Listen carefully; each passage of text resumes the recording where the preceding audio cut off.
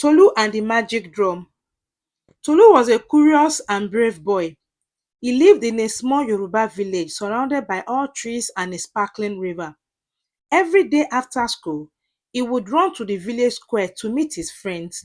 They would play, laugh, and tell stories about brave warriors, magical animals, and mysterious lands. One day, Tolu's best friend Sheyi and Dara told him something exciting. They had found an old golden drum in the forest. It wasn't just any drum.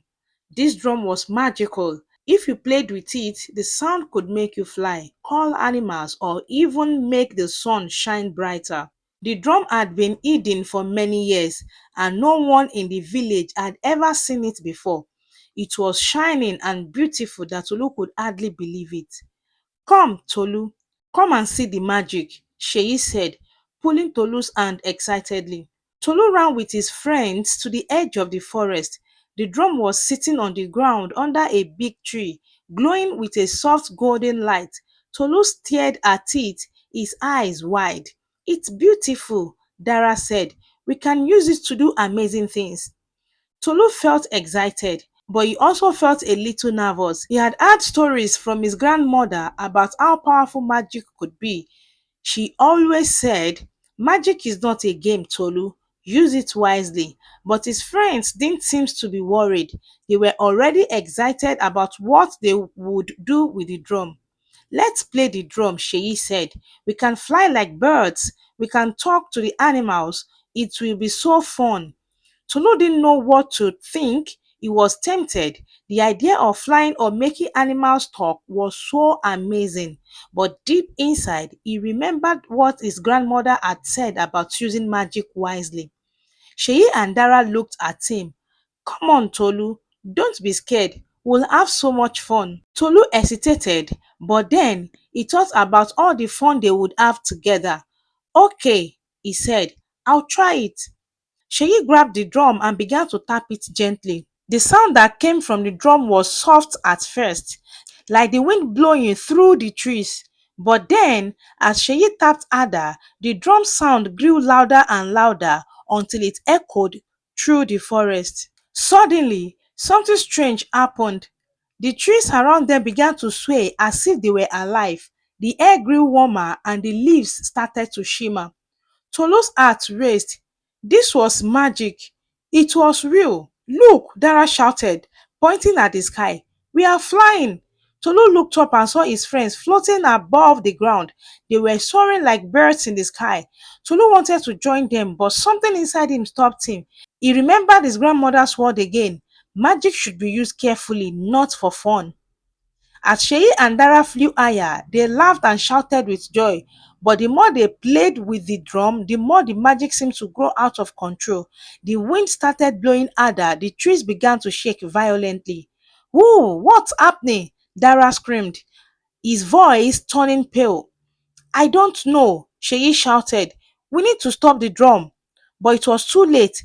The drum was making a loud, deep sound now, and everything around them was spinning. Tolu grabbed the drum, trying to stop the magic, but it was so powerful. Tolu, help us, Sheyi cried. We need to land. Tolu felt his heart beat fast. He knew he had to act fast before something worse happened. He remembered what his grandmother always said about taking responsibility when you use magic. Tolu looked at his friends. They were scared now. Floating high above the trees, he knew they needed to stop the drum's magic before it could cause more trouble. Hold on, Tolu shouted. He took a deep breath, grabbed the drum, and struck it hard once. The sound from the drum was powerful, but it was not a fun sound anymore. It was a warning. The air grew still and everything stopped spinning. Sheyi and Dara floated gently down to the ground, their faces full of fear. Thank you, Tolu, Dara said, his voice shaking. We almost got hurt. We should have listened to you. Tolu looked at the drum and thought for a moment. He had made the right choice. He had resisted the peer pressure and stopped the magic before it could hurt anyone. Back in the village, Tolu sat down with his parents. He told them everything about the magical drum and what happened in the forest. Magic can be dangerous, his father said, his voice calm but serious. It is powerful, but it should be used wisely. Tolu nodded, feeling proud of himself. He knew that it wasn't easy to stand up to his friends, but he had done the right thing. His friends understood now too. The next day, Tolu, Sheyi, and Dara went back to the forest, but they left the magical drum behind. They had learned that some things were too powerful to be played with. The true magic was in making the right choice. The next day, Tolu could not stop thinking about the magical drum. Even though he had made the right decision, part of him was still fascinated by its power. He had seen the drum's magic at work. It had been incredible. What if there were more secrets hidden in the forest? What if there were other powerful things just waiting to be discovered? Sheyi and Dara were quiet. They didn't mention the drum again, but Tolu could tell they were both thinking about it too. They had learned a lesson from what happened the previous day, but that didn't mean they weren't curious. Later that evening, while the sun was setting and the sky turned orange, Sheyi came to Tolu's house. Her face was serious, not like usual carefree self. Tolu, I can't stop thinking about that drum, Sheyi confessed, sitting down next to Tolu. I know we shouldn't have used it the way we did, but what if there's more magic? What if we could control it, do something good with it? Tolu frowned. You're still thinking about the drum? Yeah, Sheyi said. I think it could be used for good. What if we use it to make the crops grow better? Or heal sick animals? There must be a way we can control the magic. Tolu felt a pull in his chest. Part of him agreed with Sheyi. It was tempting to think that the drum's magic could be used for good. But deep down, he knew magic like that wasn't something they should mess with. We don't know how the magic works, Sheyi, Tolu said firmly. What if we use it for good, but it ends up hurting people? Sheyi hesitated, but then a familiar look appeared in her eyes. That mischievous glint. Come on, Tolu. You are scared, aren't you? You're not afraid of a little magic, are you? Tolu felt a twinge of fear. This was it. The moment he had been dreading. Sheyi was pressurizing him again. The peer pressure was back, and it was stronger than ever. He could feel Dara's eyes on him too. Tolu knew that if he gave in now, the magic could spiral out of control again. He would be risking not only his own safety but the safety of everyone in the village. But how could he say no to his best friends? That night, after much debate in his mind, Tolu decided to go with Sheyi and Dara to the forest again. They couldn't shake the temptation. After all, who wouldn't want to make the world better with magic? Tolu wasn't sure how they were going to do it, but he couldn't stop them. At least he could make sure they didn't make the same mistake as before. The moonlight was bright as the three of them made their way into the forest, the trees casting long shadows on the ground. The air was cooler now, and the only sound were the distant calls of crickets and owls. They reached the spot where the magic drum had been the day before. There it is, Sheyi whispered, pointing at the glowing drum. It was exactly where they had left it, still shining in the moonlight. I think we should be careful this time, Tolu said, his voice low. We can't just play with it like before. But Sheyi was already walking towards the drum, eager to see its magic again. Don't worry, Tolu. We'll be careful this time. We know what we are doing. Tolu hesitated, watching as his friends knelt beside the drum, excitement on their faces. Okay, Tolu said reluctantly, let's not use it for too long. Sheyi grinned and began to tap the drum with his fingers. At first, everything seems fine. The drum made its soft, beautiful sound, and the trees around them seemed to sway in rhythm. The air felt light, and the forest seemed alive with energy. Sheyi smiled as she played a little faster, her fingers dancing across the surface of the drum. Dara stood beside him, watching with wild eyes. It's working! He exclaimed. We are doing good magic. But as Sheyi tapped harder, the magic grew stronger. The wind began to pick up, swirling around them. The trees started bending, their branches shaking violently. The ground trembled beneath their feet. Wait, Tolu shouted, his heart racing. This isn't what we planned. But it was too late. The magic was out of control. Suddenly, the forest around them seems to come alive in ways Tolu had never seen before. Giant birds appeared from the trees, flying overhead. The ground split open in cracks, and out of those cracks, strange glowing creature emerged. Creature with glowing eyes and sharp glowing claws. Sheyi and Dara froze in fear. Tolu, what have we done? Dara grabs, his voice trembling. Tolu didn't answer. He knew they had made a terrible mistake. The magic was dangerous, and now it was threatening to destroy everything around them. The forest was no longer the peaceful place it had once been. The magical creatures, dark, shadowy figures, began to move towards them, their glowing eyes fixed on the three friends. The air was thick with tension, and Tolu could feel the heat of the magic swelling around them. "We need to get out of here," Tolu shouted, grabbing Sheyi's arm. "Run!" The three friends ran through the forest, the strange creature chasing them. The ground beneath them seemed to shift and move, making it hard to keep their footing. Tolu's heart was pounding. This was all his fault. He had given in to peer pressure, and now his friends and the whole village were in danger. If they didn't stop the magic soon, the forest might be destroyed, and so might they. "We have to get to the drum," Tolu said, panting. "We can stop the magic if we destroy the drum." Sheyi nodded, but her face was pale. "How do we stop it, Tolu?" Tolu had no answer. He didn't know how to stop the magic, but he knew one thing for sure: they couldn't keep running. They had to face the drum and stop it from causing more harm. Tolu and his friends ran deeper into the forest, the sound of their footsteps muffled by the strange shifting ground beneath them. The glowing creatures were getting closer now, their eyes burning like fire as they chased them through the woods. "Quick, we have to reach the drum," Tolu yelled again. Though his voice was shaky, but he pushed on. They couldn't stop now. He knew that if they didn't get to the drum in time, the magical creatures would overpower them and the village would be in danger. Sheyi, panting, turned to Tolu.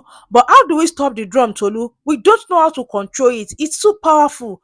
Tolu didn't have an answer, but he kept running. The closer they got to the spot where they had found the drum, the more the air seemed to pulse with energy. The trees swayed wildly, their branches creaking under the pressure of the magic. The creatures were getting closer. Suddenly, they burst into a clearing. The drum was sitting there, glowing brighter than before, surrounded by a ring of light. But now, the drum was pulsing in a strange, erratic rhythm, as if it were alive and breathing. "We have to destroy it," Tolu shouted, his voice cracking. "This has gone too far." Sheyi hesitated. She was still entranced by the glowing drum, still thinking about the magical things it could do. "Are you sure, Tolu? What if there's another way? What if we can control it?" Tolu turned to his friend. "We can't control it, Sheyi. The magic is too dangerous. We've already seen what it can do. We have to stop it before it harms anyone else." Dara, who had been quiet until now, stepped forward. "Tolu is right, Sheyi. We've seen enough. We have to put an end to this before we lose control completely." Sheyi looked torn, her eyes darting between the drum and Tolu's face. Finally, she nodded. "Okay, you're right. Let's stop it." The three friends stood in circle around the glowing drum, their hands shaking with fear. The creatures were now just beyond the clearing, their eyes glowing brighter in the dark. They could hear the rustling of leaves and the distant howl of the magical creatures. Tolu took a deep breath and stepped forward. "I'll do it," he said, his voice steady despite the fear he felt inside. He knew this was the moment that would decide everything, whether they would save their village, their lives, or let the magic destroy them all. He reached for the drum, but as soon as his fingers touched the surface, a wave of power surged through his body. The magic seemed to grab hold of him, pulling him in deeper. "No, Tolu, don't!" Sheyi shouted, but it was too late. Tolu could feel the magic swelling inside him, filling him with energy and strength. It was overwhelming. The drum pulsed faster and faster, its rhythm growing louder, as if it were trying to take control of him. But Tolu gritted his teeth and held firm. He knew he had to break the magic's hold on him. "I can do this," he whispered to himself. "I have to do this for my village, for my friends."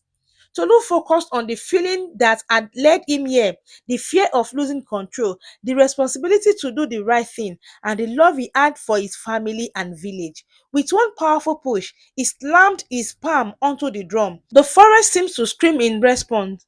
The ground shook violently beneath their feet as the magic from the drum reached its peak.